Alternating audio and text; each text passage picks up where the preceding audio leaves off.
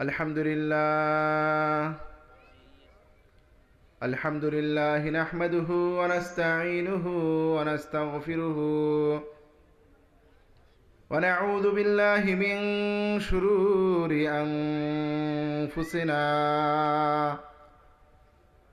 ومن سيئات أعمالنا من يهده الله فلا مضل له ومن يضلله فلا هادي له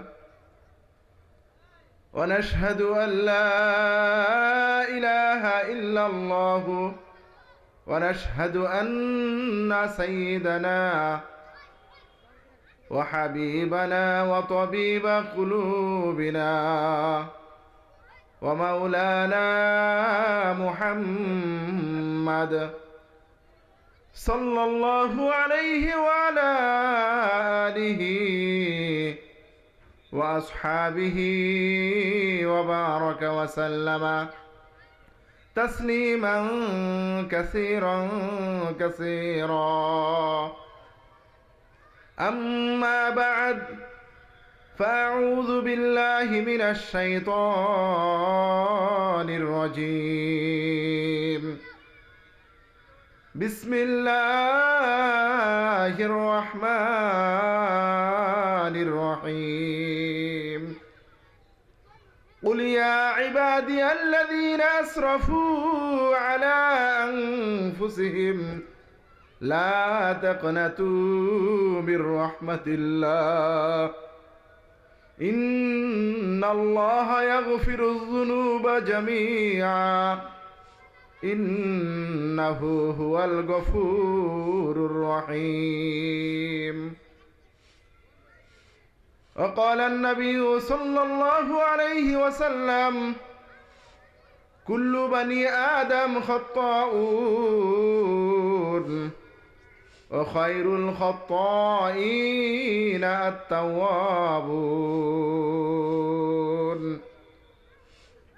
وقال النبي صلى الله عليه وسلم: التائب من الذنب كمن لا ذنب له،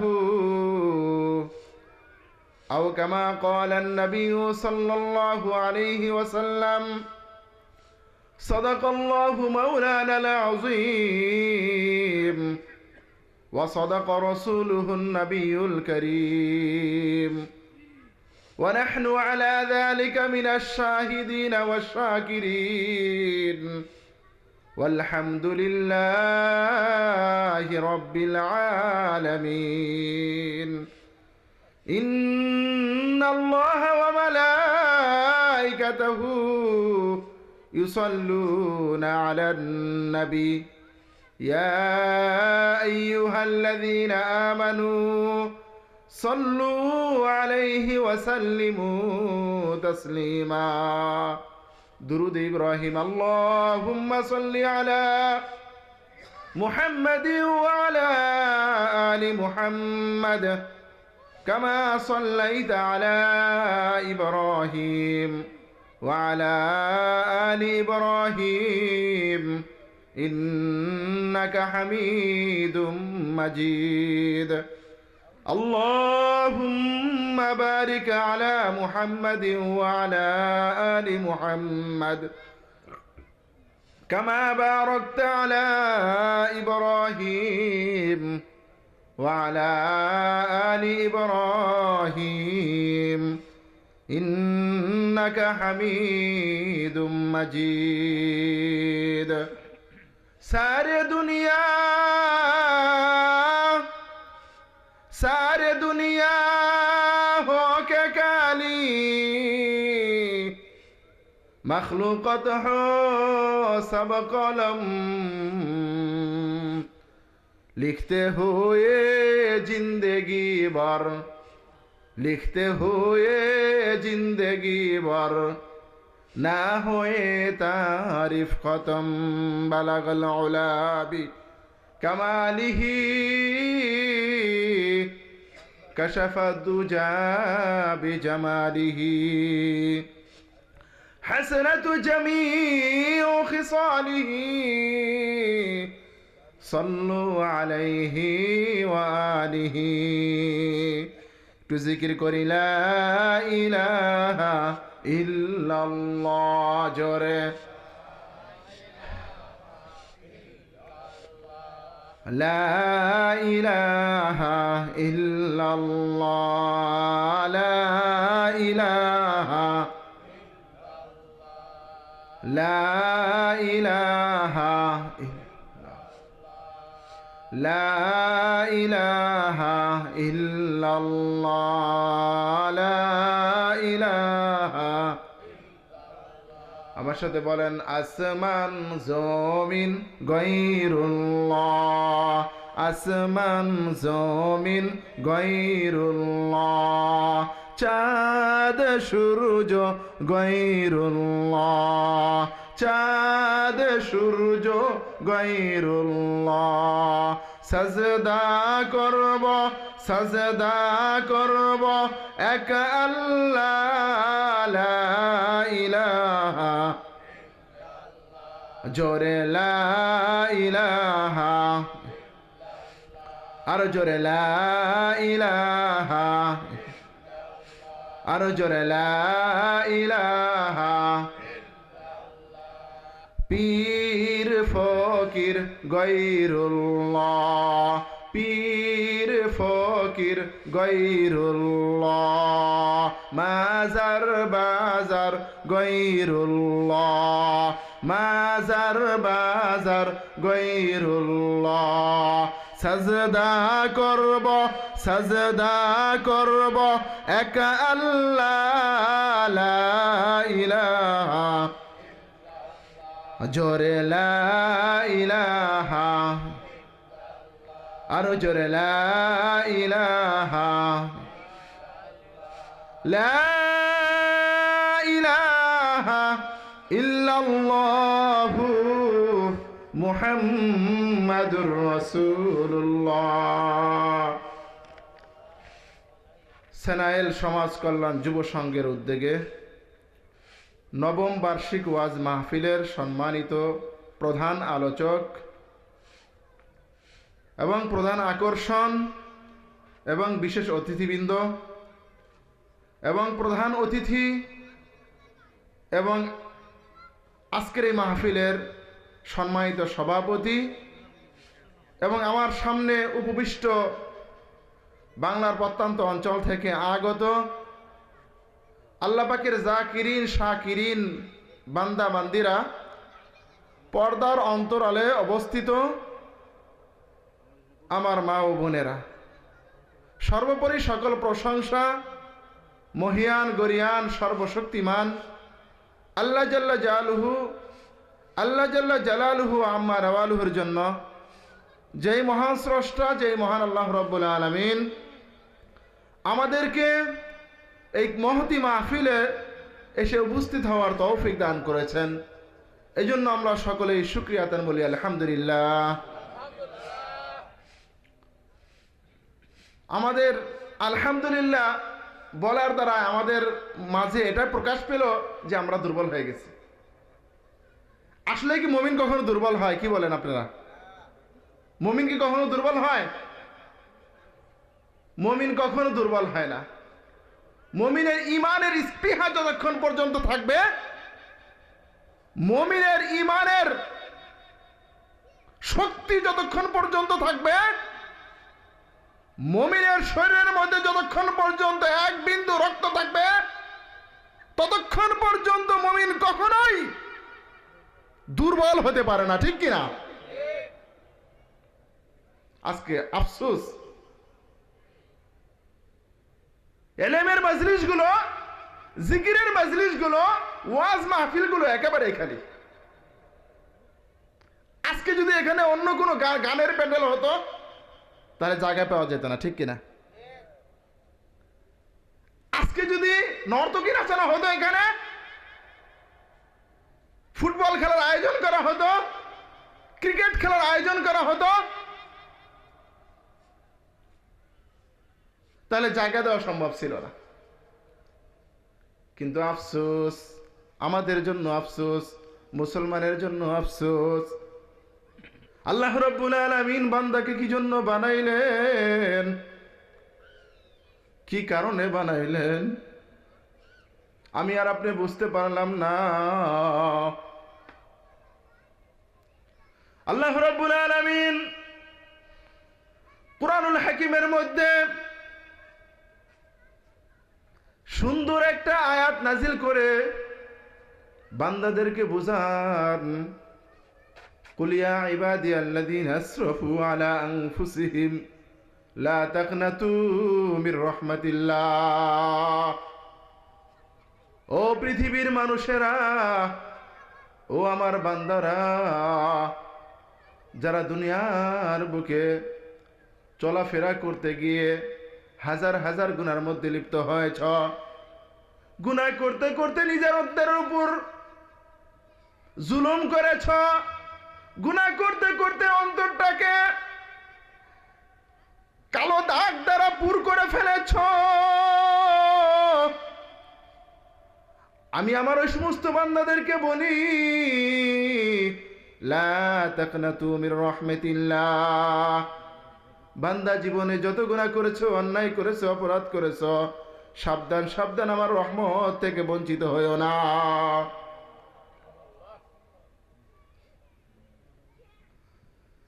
আল্লাহ জাল্লা শানুহু আম্মা রাওয়ালুহু যখন এই আয়াত নাজিল করলেন,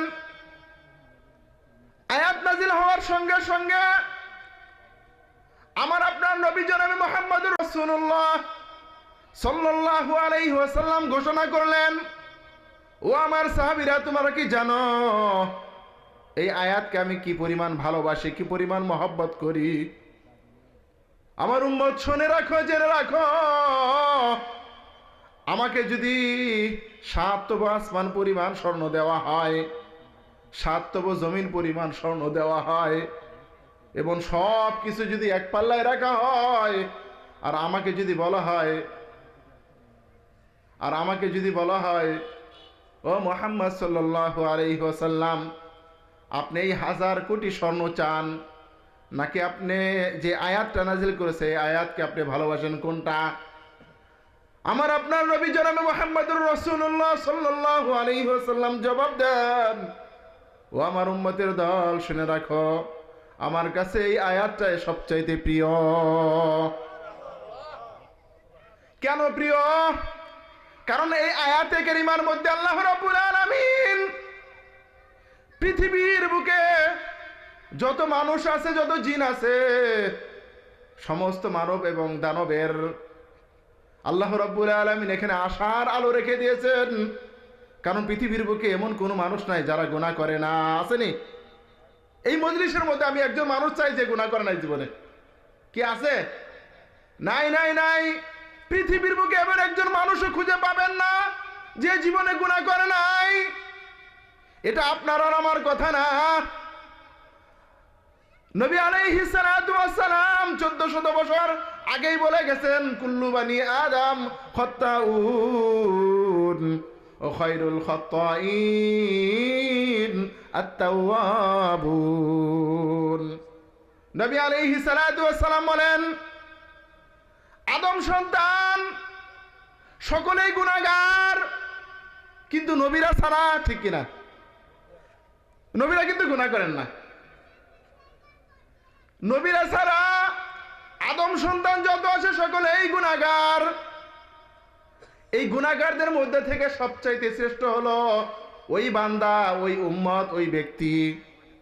ও খায়রুল খাত্তাইন আত-তাওয়াবুন। গুনাহগারদের মাঝে সবচাইতে শ্রেষ্ঠ হলো ওই ব্যক্তি যে ব্যক্তি তওবা করে। যে তওবা করে সে হলো সবচাইতে শ্রেষ্ঠ। আল্লাহ রাব্বুল আলামিন এই আয়াতে কারিমার মধ্যে বান্দা বলে অবহিত করেছেন, বান্দা বলে ডেকেছেন, ও আমার বান্দারা, কুলিয়া ইবাদিয়াল্লাযীনা আসরাফু।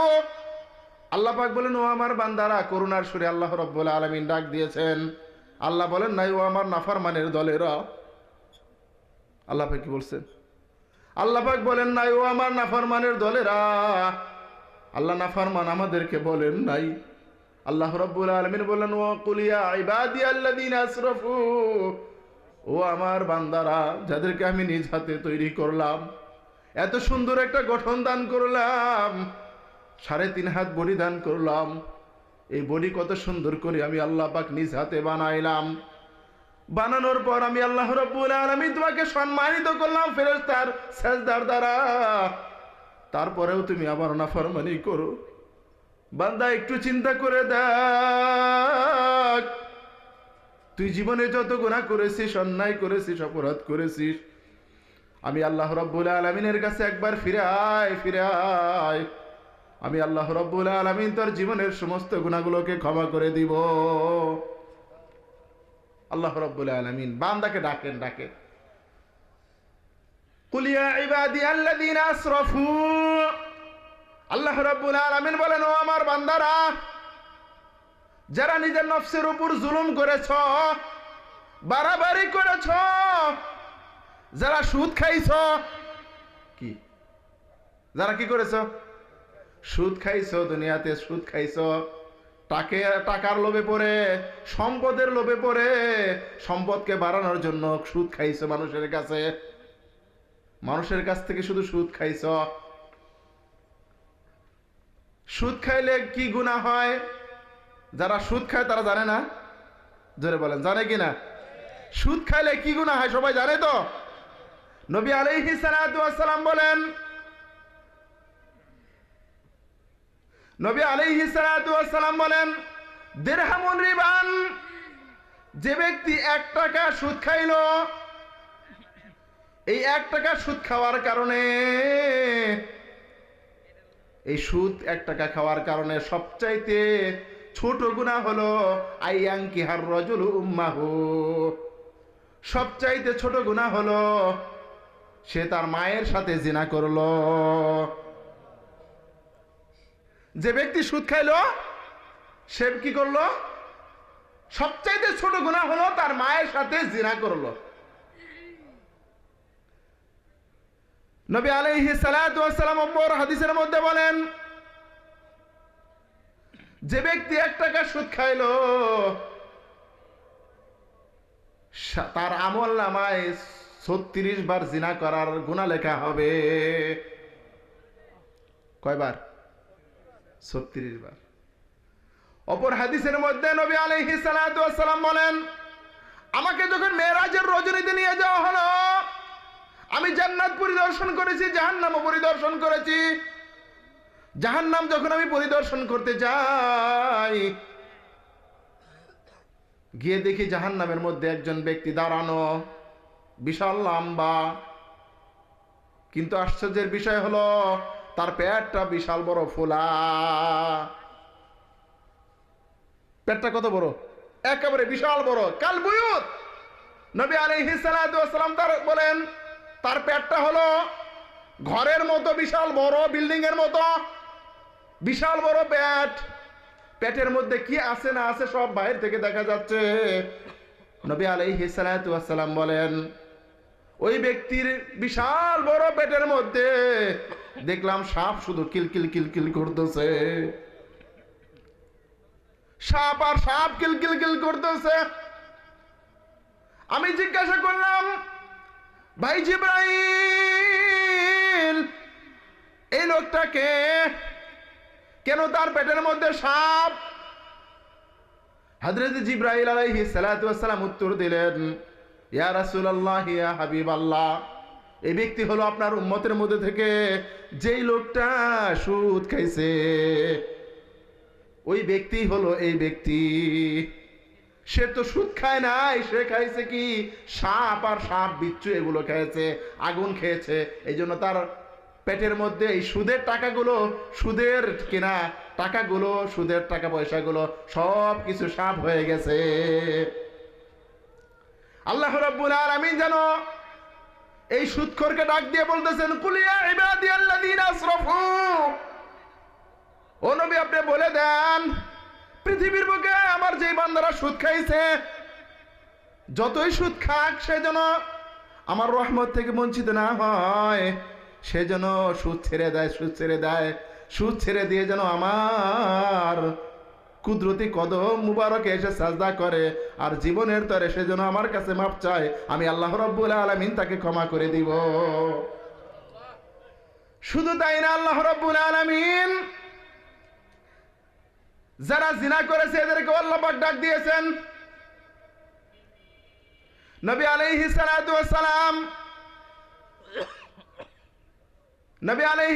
ওয়াস সালাম যখন মেরাজের রজনীতে গেলেন, যাওয়ার পর নবী আলাইহিস সালাতু ওয়াস সালাম বলেন, আমি হাঁটতে হাঁটতে যায় দেখি একটা চুলা, মিসলা তন্দুর, আমাদের বাজারে খরচর বাজারে তন্দুর রুটি বাজে কিনা, তন্দুর রুটি বানায়। এই চুলাটার সিস্টেম হলো, তার যে গলা আছে, উপরের অংশ আছে, এটা হলো চিকন থাকে, আর নিচের অংশ থাকে হলো প্রশস্ত। নবী আলাইহিস সালাতু ওয়াস সালাম বলেন যে ঠিক ওই গর্তটা দেখতে এরকম, যে তন্দুলের চুলার মতো, তন্দুলের রুটি যেরকম ভাবে তৈরি করা হয় যে চুলার মধ্যে, ঠিক ওরকম হলো চুলাটা, ওরকম গর্তটা। গর্তের মধ্যে নিচ থেকে আগুন প্রজ্বলিত হচ্ছে, আগুন জ্বলতেছে, আর ভিতরে কতগুলো উলঙ্গ নারী পুরুষ চিল্লা পাল্লা করতেছে, ওরে বাবারে ওরে মারে চিল্লাইতেছে। তাদের চিল্লানির কারণে, তাদের কান্নার কারণে আকাশ বাতাস সব ভারী হয়ে যাচ্ছে, আর তাদের লজ্জাস্থান দিয়ে পুঁজ পড়তেছে। আর কিছু মানুষের লজ্জাস্থানের মধ্যে বিষাক্ত সাপ কামড়াচ্ছে, বিষাক্ত সাপ কামড়াচ্ছে। নবী আলাইহিস সালাতু ওয়াস সালাম বলেন, আমি জিবরাইলকে জিজ্ঞাসা করলাম, ভাই জিবরাইল, এই লোকগুলোকে কেন এরকম শাস্তি প্রদান করা হচ্ছে, এরা কারা? জিবরাইল আলাইহিস সালাতু ওয়াস সালাম বললেন, ইয়া রাসূলুল্লাহ, ইয়া হাবিবাল্লাহ, এরা হলো দুনিয়ার বুকে ওই সমস্ত নাফরমান যারা দুনিয়ার বুকে জিনার মধ্যে লিপ্ত হয়েছে, অবৈধ শারীরিক সম্পর্কের মধ্যে লিপ্ত হয়েছে। আল্লাহ রাব্বুল আলামিন যেন এই বান্দাদেরকে করুণার সুরে ডাকতেছেন, কুল ইয়া ইবাদিয়াল্লাযীনা আসরাফু আলা আনফুসিহিম লা তাকনাতু মির রাহমাতিল্লাহ। আল্লাহ রাব্বুল আলামিন সুদখোরকে ডাকেন, আল্লাহ পাক জিনাকারীকে ডাকতেছেন, আল্লাহ পাক মিথ্যুককে ডাকতেছেন, যারা মিথ্যা কথা বলেছে, যারা হর হামেশা মিথ্যা কথা বলে, জবানের হেফাজত করে না। হাদিসের মধ্যে আসছে, যারা জবানের হেফাজত করবে না, কাল কিয়ামতের ময়দানে আল্লাহ রাব্বুল আলামিন এক ফেরেশতা নিয়োগ করবেন। ফেরেশতার হাতের মধ্যে লোহার সারাশি থাকবে। কি থাকবে? লোহার সারাশি থাকবে। এই লোহার সারাশি দিয়ে এক ফেরেশতা তার চোয়ালকে শক্ত করে ধরবে, ধরে চিরে একেবারে কান পর্যন্ত নিয়ে যাবে। ডান গালকে এরকম চিরবে, আবার বাম গালকে চিরবে, আবার ডান গালকে চিরবে, আবার বাম গালকে চিরবে, এরকম চিরতেই থাকবে। কাকে কাকে? এরা হলো ওই সমস্ত ব্যক্তি যারা দুনিয়ার বুকে মিথ্যা কথা বলতো।